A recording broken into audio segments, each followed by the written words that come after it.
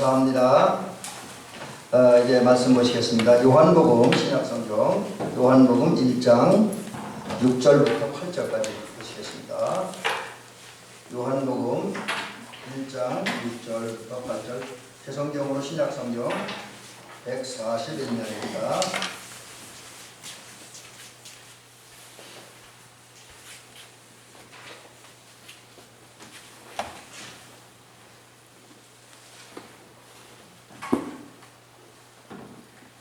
네, 다 찾으셨죠? 네, 그럼 제가 천천히 봉독을 해드리겠습니다. 하나님께로부터 보내심을 받은 사람이 있으니 그의 이름은 요한이라. 그가 증언하러 왔으니 곧 빛에 대하여 증언하고 모든 사람이 자기로 말미암아 믿게 하려 함이라. 그는 이 빛이 아니요 이 빛에 대하여 증언하러 온 자라.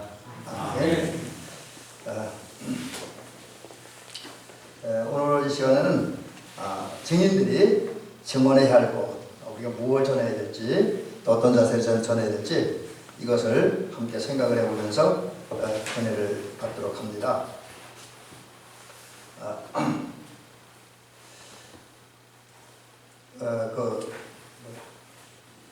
예수님께서 이제 부활하신 다음에 세상에 40일 동안 계셨죠. 그리고 이제 제자들을 가르치셨는데 가르치신 뒤에 마지막 부분에 가서 이제 40이 다 됐을 때 제자들을 불러놓고 제자들에게 주신 말씀이 있습니다. 몇 절에 나누어졌는데 그중에 중요한 구절 한 절만 말씀만 드리죠. 그때 주님께서 주신 말씀이 이겁니다. 오직 성령이 너희에게 임하시면 너희가 권능을 받고 예루살렘과 온 유대와 사마리아와 땅까지 이르러 내 증인이 되리라. 오직 성령이 너희에게 임하시면 너희가 권능을 받고 예루살렘과 온 유대와 사마리아와 땅까지 이르러 내 증인이 되리라. 이게 주님께서 주신 어쩌면 마지막 말씀일 수도 있어요. 이게 이제 제가 예수님과 같이 있지 않았기 때문에 마태복음 28장 19절부터 20절 거기에 말씀이 마지막에 하셨는지 이 말씀이 마지막에 하셨는지 아니면 마가복음 16장 15절에 너희는 온 천하에 다니며 만민에게 복음을 전파할지어다. 그 말씀을 먼저 하시니 그건 순서 잘 모르겠어요. 그런데 어쨌든 제가 지금 이렇게 암송해 드렸던 세 말씀들은 예수님께서 이제 부활하신 다음에 제자들과 함께 계셨고 승천하시기 직전에 주신 말씀입니다. 근데 여기 이제 제가 지금 마지막 부분에서 예수님께서 하신 말씀이라고 소개해드린 이 말씀들 공통적인 주제가 하나 있어요. 그것은 다 증인이 되라는 겁니다. 복음을 전하라는 거죠. 오늘 본문에서 보면 본문이 아니죠. 사도행전 1장 8절에서 보면 두 가지로 분명히 제시해주는데 주님께서 승천하기 직전에 제자들에게 주신 게 뭐냐면 첫 번째 약속입니다. 성령을 주겠다. 그리고 그 성령이 왔을 때 어떻게 될 것이냐. 그래서 성령을 보내주시겠다 약속을 하셨고, 성령이 왔을 때 그 결과가 뭐냐? 증인이라는 거죠. 증인. 그래서 저와 여러분들은 이 제자들만 아니라 우리들도 주님에 의해서 선택받고 부름받은 또 세움받은 증인입니다. 또 이것하라고 이제 주님은 우리를 증인을 세우셨죠. 그럼 증인이 뭐냐? 우리말 사전을 찾아보니까 이렇게 되어 있더라고요. 제가 좀 해석을 좀 붙이긴 했습니다. 다양한 자료를 활용해서 어떤 사실과 어떤 진실을 신실하게 증명하는 거예요. 여러분들 중요한 건 제가 왜 자료라고 그러냐면 오늘 세상에서 많은 사람들이 이런저런 얘기를 하는데 근거 없이 막 얘기를 해요. 그러다 보니까 얘기할 때는 그럴듯했는데 근거 없이 자료 없이 한 얘기가 되다 보니까 나중에는 가짜예요. 엉터리예요. 그래서 종종 어떤 얘기하고 욕을 먹는 사람들이 있단 말입니다. 그래서 증인은 그게 그러면 안 돼요. 증인은 뭘 증언하는 건데 반드시 어떤 객관적인 자료가 있어야 돼요. 근거. 요즘은 그 증거물이라 그러죠. 이제 경찰 수사하는 분에서는. 근데 저같이 이제 학문을 하는 사람들은 이제 그냥 그렇게 얘기하자면 게 자료라고 자료. 뭘 얘기해도 반드시 그게 사실이라고 하는 걸 입증할 만한 증거가 있어야 돼요. 그리고 그 증거를 가지고 어떤 사실을 분명하고 확실하게 이야기하는 거예요. 증명하는 게 사실이라고. 예를 들어서 어제 동네에서 풀 깎기 했다. 그러면 그냥 하는 게 아니라 어제 몇 시 어디서 몇 사람이 와서 풀 깎기 했다. 누구누구 왔다 해서 자료를 내야 돼요. 그게 이제 증거하는 겁니다. 그 다음에 지금 증명하고 그 증명된 사실을 사람들이 분명 확실하게 전하는 것. 여기까지가 증인입니다. 이게 이제 우리 한글로 말하는 이제 증인의 의미입니다. 근데 성경에서 말하는 증인은 요게 기본적인 의미이긴 해요. 근데 조금 더 다양한 의미가 있습니다. 이 증인이라는 말은 이런 의미를 가지고 있습니다. 원래 여기 제가 시구려를 헬라어에 의하면 원래 증인이라는 뜻은 맞는데 이 증인이라는 말이 어디서 나왔냐면 순교자라고 하는 말에서 나왔다 그래요. 순교자라는 말에서 증인이라는 말이 나왔다고 합니다. 이 원어상으로. 그렇다고 한다면 이 의미에 의하면 뭐냐면 우리가 증인이 된다. 특별히 주님께서 저와 여러분들을 주의 증인으로 세웠습니다. 그러면 성경을 근거로 해서 또 많은 믿음의 사람들이 증언과 고백을 통해서 증명된 자료를 근거로 해서 예수님이 우리의 주와 그리스도가 되고 우리의 목자가 되시고 우리로 하늘 가는 길을 열어주는 우리의 길이라고 하는 사실을 증명하는 사람들면서 그 예수님이 진짜 그리스도라고 여러 가지 증거를 가지고 증명하고 증명된 사실을 또 사람들에게 선포하는 건 맞습니다. 근데 문제는 그 일을 할 때 이 증인이라는 말을 투수라고 하는 말인데 이 말이 순교자라고 하는 말에서 나왔어요. 그렇다고 하면 어떤 의미가 있냐면 얘가 이 자막에 올렸는데 이제 죽을 각오로 성경과 여러 가지 자료를 근거로 해서 예수가 그리스도를 증명합니다. 근데 그냥 대충 얘기하는 게 아니라 죽을 각오라고. 왜 죽을 각오라고 하느냐면 여러분 사도시대나 오늘이나 또 중세시대나 어디를 가도 사실은 세상에서 복음 환영받지를 못합니다. 여러분 요즘에 특별히 전도하면 많은 사람이 싫어하죠. 심지어 이렇게 원주 같은 데 이렇게 가다 보면 전도하면은 세상 사람들만 싫어하는 게 아니라 예수 믿는 사람도 부담스러워 하더라고요. 왜 그런지 몰라요? 여러 가지 이유가 있겠죠. 하여튼 요즘 전도하는 거 싫어해요.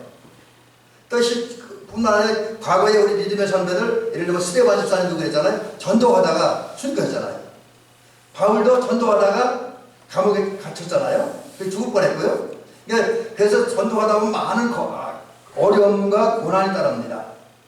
세상은 이제 조금 이따 어둠에 대한 얘기를 하길 때 다시 나오겠지만 어둠에 속해 있기 때문에 이 진리의 빛, 생명의 빛이 된 복음이 전해지는 걸 좋아하지 않아요. 때문에 복음 전하는 사람은 핍박을 받을 수밖에 없고 고난을 당할 수밖에 없습니다. 때문에 복음 전도자들, 곧 주님 말씀하신 증인들 대충 적당히 아니라는 자세를 가지고 룰루랄라 하면서 복음 전하려고 해서는 안 된다는 거지요. 내가 전하는 복음이 어떤 사람들 속에 침투해 들어가고 그것이 그 마음을 움직여서 열매를 맺게 하려면 죽을 각오를 해야 된다. 죽을 각오를 복음을 전해야 된다 라는 거죠. 근데 주님은 우리 그런 적이 세우셨어요. 죽을 각오로 예수님을 전하는, 예수님이 구주임을, 예수님이 그리스도임을 증명하라고 하는, 그리고 그것을 알리라고 하는 사명을 우리에게 주셨습니다. 그런데 주님은 우리에게 이런 귀한 사명을 주는데 우리가 이제 이 사명을 받았기 때문에 증인의 사명을 감당해야 될 그 근거가 뭐냐? 주님께서는 우리를 주의 증인이 될 만한 근거를 확실하게 마련해 줬습니다. 그 기초를 딱 해놓으신 거예요. 그게 뭐냐면, 그 성경에 보면, 오늘 본문 우리가 이건 요한복음 1장 6절 바로 앞절에 보면, 주님께서 우리를 증인을 세운 그 근거가 있어요. 기초 공사가 있습니다. 뭐냐면, 빛이 어두움에 빛이 돼 어두움이 깨닫지 못하더라. 그렇게 있습니다. 여러분 여기 보면 빛이 어둠에 비쳤습니다. 그럼 빛이 뭡니까? 여기서 말하는 빛은 예수 그리스도를 말합니다.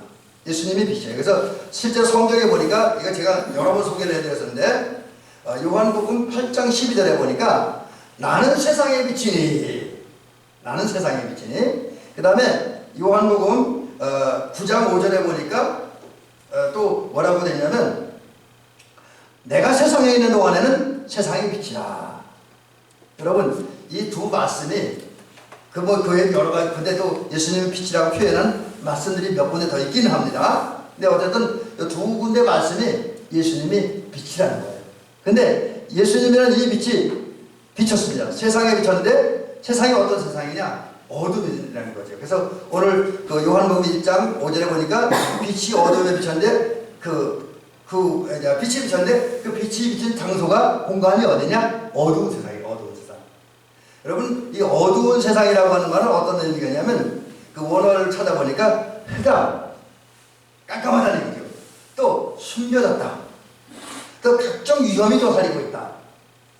그리고 또한 여기 이제 우리 그 한글의 의미로는 오는 건데 원어를 찾아보니까 스코티아라고 하는 이 말인데 지식의 결핍, 그리고 불분명한 거, 애매모호한 거, 불투명한 거, 그리고 절망적인 거, 이런 의미를 가지고 있습니다. 여러분 이 말의 의미가 오늘 세상과 똑같아요. 세상이 어둡기 때문에 영적으로 볼 때, 정신적으로 볼 때 어두움, 흑암 꽉 차 있어요. 그리고 그러다 보니까 다 숨겨져 있어요. 거룩한 것들, 진리의 것들, 의로운 것들이 다 숨겨졌어요. 또 그뿐만 아니라 사탄이, 세상이 우리를 쓰러뜨리고 넘어뜨리고 파는 함정들이 여기저기 도처에 숨겨져 있습니다. 지식이 결핍되어 있어. 물론 이제 세속적인 지식은 아주 최고 뛰어나지만 영적인 지식, 신령한 지식들이 결핍되어 있습니다. 그리고 그 모든 게 불투명하게 애매모호합니다. 어둡다 보니까. 그래서 이 세상은 사람들이 진리를 몰라요. 진리를 몰라. 그래서 왜 그런 현상이 생겼냐면 결국은 인간이 타락한 후에 인간이 살고 있는 세상에 죄악이 가능했지. 죄에 꽉 찼다는 거예요. 그 죄가 뭐가 자연스럽게 죄 짓는 말과 행위들이 통용되는 그런 세상이 됐습니다. 그리고 더 큰 문제는 악의 영들이 세상을 지배하고 있다라는 것이죠. 그런데 여기까지는 이제 우리가 많이 알고 있던 얘기인데 제가 요즘에 이렇게 요한복음을 또 이렇게 공부하면서 보니까 재미난 표현이 하나 있더라고요. 어떤 학자가 이 어둠의 세계를 이렇게 표현하고 있습니다. 이게 영적으로 심각한 문제예요. 저도 처음에 이 얘기를 들을 때 그 발음을 정확히 못해서 뭔 소리가 그랬어요. 근데 한참 듣다 보니까 발견된 건데 요즘 그 어둠의 세태를 표현하는 단어가 이런 거예요. ES 시대. 여러분 ES, 우리 최고사는 컴퓨터 치니까 ES가 뭔지 아시죠? 컴퓨터 치는 사람은 ESC가 뭔지 알아요. 왜냐면 지금 여기 노트북이 있는데 그 컴퓨터 자판을 보면 글자 치는 거 있잖아요. 거기 왼쪽 맨 위에 ESC가 있습니다. 이 ESC가 뭐냐면 모든 것을 취소하는 거예요. 취소하는 거. 삭제하는 기능을 가지고 있습니다. 그래서 저도 많이 했지만 컴퓨터 작업을 하다가 작업이 마음에 안 들어요. 그러면 ESC를 치다지 아니면 정 안 될, 아니면 컴퓨터 문제가 생기면 컴퓨터 꺼버립니다. 그러면 지금까지 제가 하던 작업들이 싹 나가버려요. 없어져 버리는 거죠. 그래서 ESC는 취소, 삭제. 그러니까 이게 무슨 의미냐면 현대인들은 잘 취소한다는 거죠. 뭘 잘 취소합니까? 신앙적으로 보면 그 바울 사도가 갈라디아 교회 성도를 책망할 때 한 얘기가 있어요. 영으로 시작했다가 육으로 마친다는 거죠. 신앙적인 삶을 시작했다가 이런저런 이유가 있고 뭐 어려움이 있으니까 신앙생활을 포기하는 거예요. 또 인간관계 속에서도 쉽게 얘기하면 요즘 우리나라 이혼율 굉장히 급증하잖아요. 그죠? 그게 왜 그러냐면 처음엔 사랑으로 시작했는데 어렵고 힘들고 갈등이 생기니까 사랑을 포기하는 거예요. 그러다 보니까 가정이 해체되죠. 그래서 이런 의미에서 ES 시대다. 그래서 ES 시대의 특징 중에 하나는 이 사람들에게 절대 진리가 없어요. 절대 진리가 없습니다. 영원한 진리도 없어요. 근데 그때 바뀌는 거야. 옳고 그름이 진리와 비진리가 불법과 법이 그래서 사람들이 말도 어제 다르고 오늘 다릅니다. 자기가 권력을 잡았을 때 말이 다르고 권력을 빼앗겨 다른 사람이 권력을 잡았을 때 말이 달라요. 이게 이제 ES 시대의 특징이죠. 절대 진리가 없고 자꾸 변해요. 자, 이러한 시대에 예수님이라고 하는 빛이 비춰졌습니다. 근데 예수님은 그 빛이 비춰졌는데 사람들이 그걸 원하지 않죠. 바라지 않아요. 그럼에도 불구하고 예수님은 예수님이라고 하는 생명의 빛이, 사랑의 빛이, 은혜의 빛이, 평화의 빛이, 행복의 빛이 우리 예수 믿는 사람들뿐만 아니라 이 땅에 있는 모든 사람들에게 비춰지기를 원합니다. 그리고 그 빛이 받은 사람은 빛 가운데 행복하게 살기를 원합니다. 그래서 예수님께서 빛을 비춰지기를 원하심으로 빛을 비췄는데 어떻게 빛이 비춰지냐면 제일 처음에 예수 그리스도가 마리아의 몸에서 잉태되고 베들레헴에 탄생하는 그때 세상에 빛이 비춰졌습니다. 그 후에 30년의 사생애를 마친 예수님께서 이제 요단강에 세례받은 후부터 시작해서 3년간의 공생애를 통해서 하나님을 위해 일하고 인간을 위해 일하잖아요. 천국 복음을 전파하고 천국 복음을 가르치고 또 병든 자를 고치고 또 가난한 자, 억눌린 자, 소상에서 소외된 자, 멸시 받는 자 그런 거 함께 하시잖아요. 그래서 사랑을 실천하고 섬겨주고 봉사해주는 그런 삶을 삽니다. 그럴 때에 빛이 비쳤다는 거죠. 근데 그 빛이 아주 강하게 비쳤다는 거예요. 제가 이것을 5만 볼트 빛을 비추셨다 이렇게 얘기했는데 이거 제가 솔직히 이거는 5만 볼트라는 것은 재본가 나는데요. 다만 상징적인 의미로 5만 볼트의 빛이라고 하면 굉장히 강한 거잖아요. 전류가 5만 볼트 굉장히 세잖아요. 그런 의미에서 제가 5만 볼트 빛을 비추셨다는 거죠. 예수님께서 특별히 오늘 저기 자막에 달아놓지 않았지만 그 주님께서 십자가에 달려 죽으시고 3일 만에 부활하신 그 순간에 더욱더 예수 그리스도라는 빛이 세상에 환하게 강하게 비쳤다라고 하는 거죠. 그 빛은 예수님을 통해서 우리에게 다가오는 빛, 비춰지는 것은 생명의 빛이고 사랑의 빛이고 희망의 빛이고 기쁨의 빛이고 평화의 빛입니다. 그런 빛이 비춰있고 우리는 그 빛을 받았기 때문에 이제 우리는 빛의 사명을 감당해야 되고 증인의 사명을 감당해야 되는 것입니다. 한편 이제 우리에게 빛을 비춰주므로 이제 빛을 비춰서 근거를 주신 주님께서 이제 하나님의 사람들을 세상에 빛을 비추는 곧 증인의 삶을 살라고 하는 사명을 주셨습니다. 그래서 이것을 위해 선택받고 보내진 사람이 있는데 오늘 본문에 보면 예수님이 보낸 사람이 바로 이제 세례요한이죠. 예수님은 다시 말씀드리면 모든 사람들이 어두움에서 죄악의 어두움에서 이제 불투명의 어두움에서 사망의 어두움에서 질병의 어두움에서 저주의 어두움에서 빠져나와서 이제 주님이 주신 생명의 빛 가운데 은혜의 빛 가운데 평강의 빛 가운데 행복의 빛 가운데 머물기를 원하십니다. 그리고 빛이신 예수님 안에 머물고 그 예수님과 동행하기를 원하신다라고 하는 것입니다. 그러기에 예수님은 이제 이제 빛을 세상에 더 밝게 드러내기를 원해요. 그런데 예수님께서 예수라고 하는 예수님은 또 예수님을 통해서 생명의 빛이라고 하는 평화의 빛이라고 하는 이것을 증거하고 드러낼 때에 어떻게 하느냐? 바로 사람들에게 빛을 증거하는데 사람들을 통해서 한다는 거죠. 그래서 오늘 본문에 보면 예수님께서 세상에 빛을 비추기 위해서 특별히 예수님 오시기 전에 또 예수님 이거 잠깐 사역 준비하는 과정 중에도 예수님이 앞서 예수님이라고 하는 빛을 소개하기 위해서 하나님은 세례 요한을 보내셨다. 그렇게 이야기를 합니다. 그래서 오늘 본문에 보면 이렇게 되죠. 하나님께로부터 보내심을 받은 사람이 있으니 이 사람은 그의 이름은 요한이라.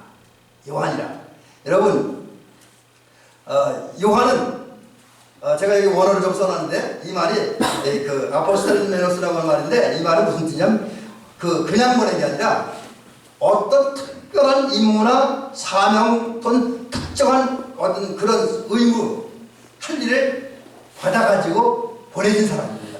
그러니까 세례 요한이 하나님에 의해서 세상에 왔는데 이 사람은 어떤 사명을 가지고 세상에 왔다는 거죠. 그 사명이 뭐냐?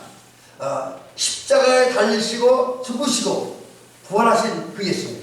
그래서 우리의 주와 그리스도가 되신 예수님을 전하라는 임무를 주님은 세례 요한에게 주셨다라고 하는 거죠. 그리고 그런 임무를 주신 다음에 하나님은 그 세례 요한을 세상 속으로 보내셨습니다. 오늘 그리고 우리 시대는 아니지만 우리 앞서 살았던 이스라엘 백성들에게로 보내셨습니다. 이 하나님은 오늘 세례 요한이 아닌 저와 여러분들, 저와 우리 장로님, 우리 권사님들을 이 시대에 세례 요한을 세우시고 우리를 인간과 세상으로 보내십니다. 무하라고 예수 전하라고.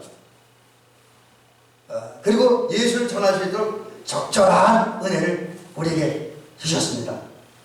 자, 그렇다고 한다면 이제 우리가 이 문제를 심각하게 이해를 해야 돼요. 그리고 심각하게 받아들여야 됩니다. 그런 후에 우리는 반드시 이 증의 사명, 등대의 사명을 감당해야 돼요. 어떻게? 빛이신 예수님을 전하므로.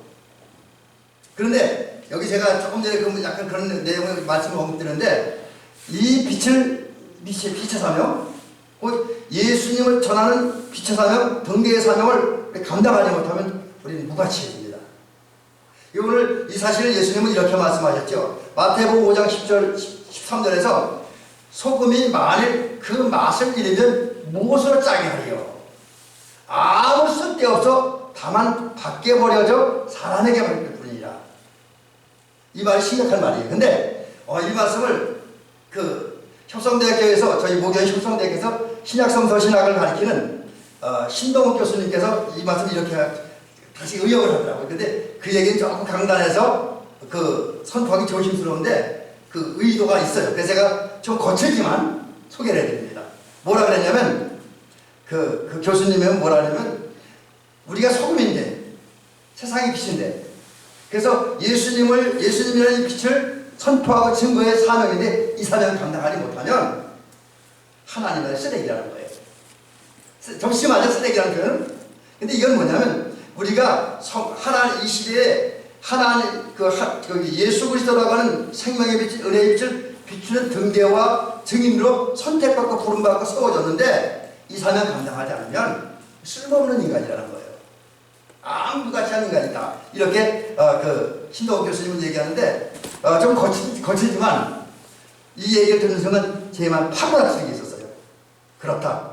우리가 사명을 감당하지 못하면 우선 다른 사람도 저치고 내가 이 빛의 사명을 감당하지 못하면 그리고 빛의 사명을 감당하기 위해서 예수 그리스도 전해야 될 그 일을 못한다고 한다면 나는 하나님 나라의 쓰레기밖에 안 된다 라는 사실 절실하게 느낍니다. 여러분 이 얘기는 좀 아주 심한 경고 얘기인데 그렇다고 한다면 저와 여러분들은 이제 증인의 사명을 잘 감당하는 우리들이 될 줄로 믿습니다. 자, 그러면 우리가 이제 증인의 사명을 감당해야 되는데 어떻게 감당해야 될까? 이제 그래서 좀 더 구체적으로 하면 우리는 세상에 빛을 세워졌고 또 주님을 전하는 증인을 세워졌고 그래서 주님을 전하고 세상에 예수 그리스도는 빛이 비치게 등대가 된다는 얘기죠. 자 그러면 이 사명을 감당해서 어떻게 감당하느냐? 어떻게 감당하느냐? 이제 이 말씀을 두 가지로는 말씀드립니다. 첫째로 내 역할과 신분을 정확하게 알아야 된다는 거죠. 여러분 오늘 본문에 보면 그런 얘기 있잖아요. 그가 증언하러 왔으니 빛에 대하여 증언하고 그 다음에 그 밑에 보니까 또 무슨 말씀이냐면 그는 이 빛이 아니요 이 빛에 대하여 증언하러 온 자라 그렇게 얘기하고 있습니다. 지금 여기서 사도 요한은 세례 요한을 소개할 때 이렇게 소개하는 거예요. 세례 요한은 빛을 증언하는 사람입니다. 결코 그가 빛이 아니라는 거예요. 이 빛이 아니라는 건 예수가 아니라는 겁니다. 세례 요한은 세례 요한일 뿐이지 빛이 예수님이 아니라 구주가 아니다. 메시아가 아니라는 거죠. 근데 여러분 이게 왜 중요한 얘기냐면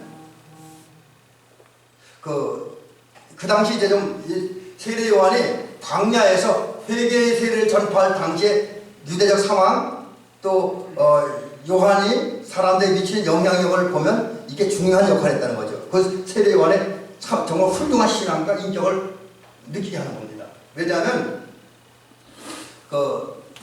세례 요한이 유대 광야에서 회개의 세례를 전파할 때 이스라엘 백성들은 이스라엘을 로마에서 구원해줄 해방시켜줄 메시아, 정치적인 메시아를 기다리고 있었습니다.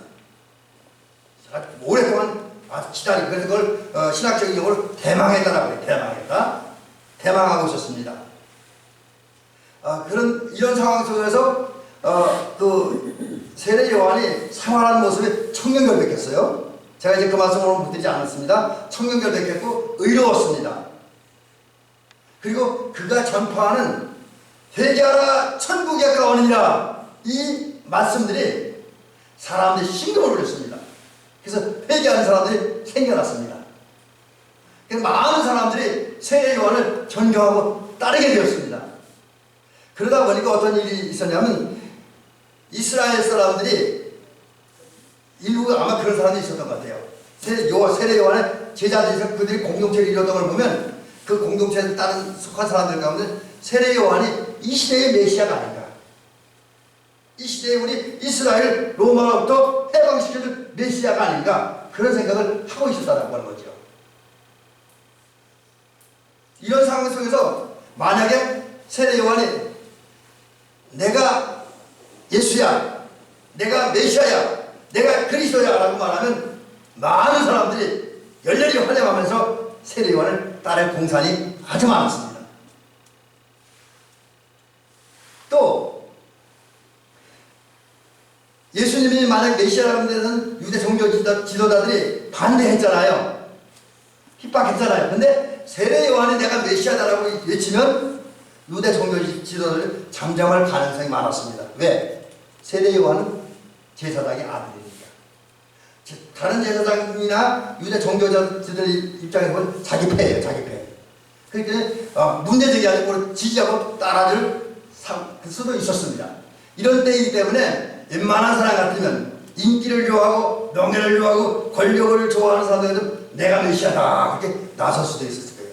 우리나라에 많은 메시아가 있다고 그런 사람들 있잖아요. 자칭 메시아들이 50몇 명이나 된다 그래요. 많아요. 이거 제가 50몇 명 된다는 얘기도 아주 오래전에 듣는 얘기예요. 최근에 아마 더 늘었을 거예요. 제가 지금 최근에 그 조사를 안 해서 모르겠는데, 근데 이 사람은 그런 상황 속에서 자기가 메시아라고 말하지 않았습니다. 자기가 메시아. 그래서 그는 나는 메시아가 아니다. 오늘 성경에 나오는 단성이 그는 그거야. 나는 망할이 아니라고 말하잖아요. 나는 그분의 신권을 풀기도 감당치 못하겠다라고 말하잖아요. 그러니까 이런 모습을 보면 세례 요한은 많은 인기가 있었고 많은 사람들 자기를 따라서 자기를 내세울 수 있었지만 그런 걸 하지 않았다는 거죠. 자기 인기를 위해서, 자기 명예를, 자기 권세를, 자기 이권을 위한 어떤 일도 하지 않았다는 거죠. 뭐랬냐?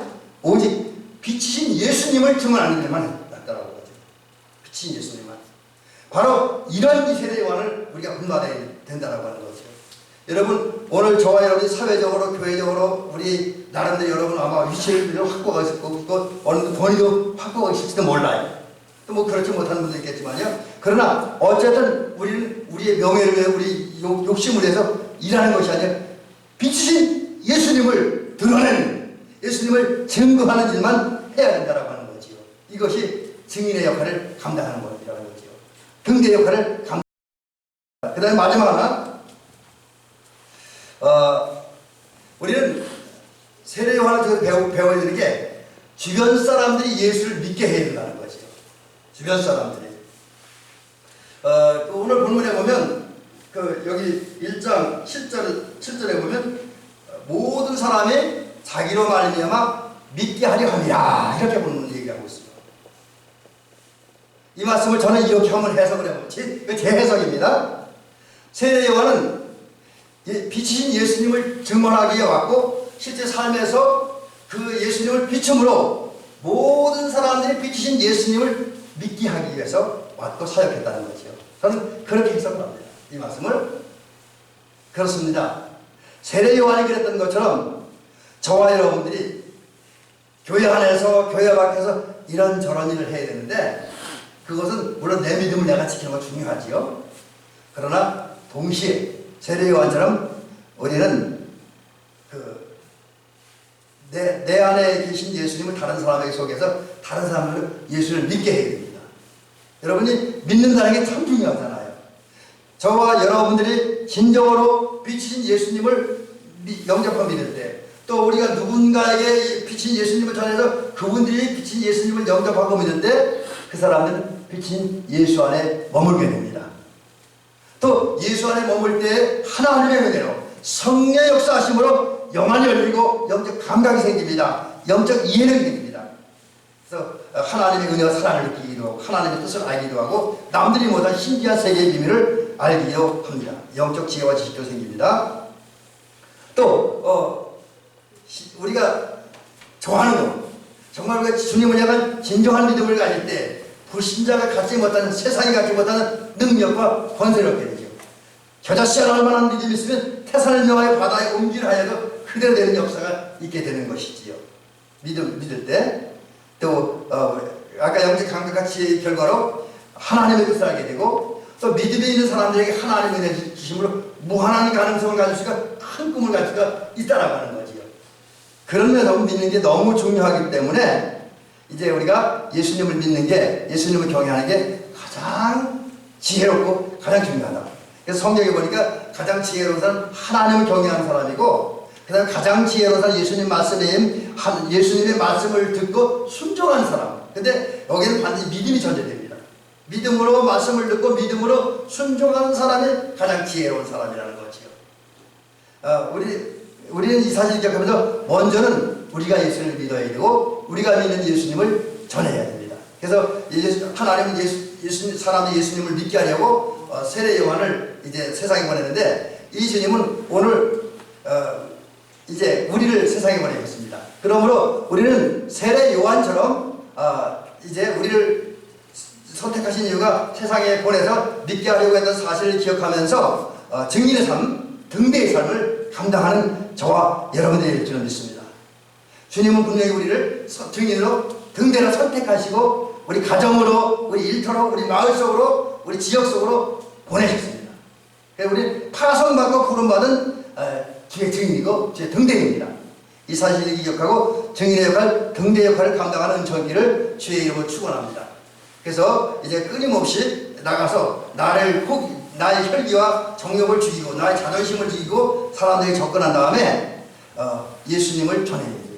여러분이 경험한 예수, 여러분이 믿는 예수를 전해야 됩니다. 숫자 전하다가 그 결과가 안 좋아요. 거기에 얽매이지 말고 예수님을 전하는 저와 여러분이 되어야 될 줄 믿습니다. 우리가 다른 사람이 금방 반응을 보이면 계속 전하면 성령 역사하셔서 그 중에는 반드시 하나님에 대한 영혼들이 믿게 되는 역사가 있을 줄로 믿습니다. 이제 말씀을 이렇게 한번 정리합니다. 저와 여러분은 이제 비치신 예수님을 드러내고 전하는 증인입니다. 등대입니다. 이 역할을 감당해야 될 줄 믿습니다. 그러기 위해서 나는 예수님을 전하는 증인에 불과하다. 라는 사실을 꼭 기억하고 이 신분을 지켜가며 사는 저희기를 바랍니다. 그러기 위해서 예수님만 드러내고 높이고 전하는 저와 여러분 되시기 바라고, 그 결과 예수님을 계속 예수님을 말하고 선포함으로써 주변 사람들이 예수를 믿도록 이끌어 도와줌으로써 이 시대의 참된 증인, 이 시대의 진정한 등대가 되어주시기를, 그리고 이 시대의 작은 세례 요한이 되어주시기를 주의 이름으로 축원합니다.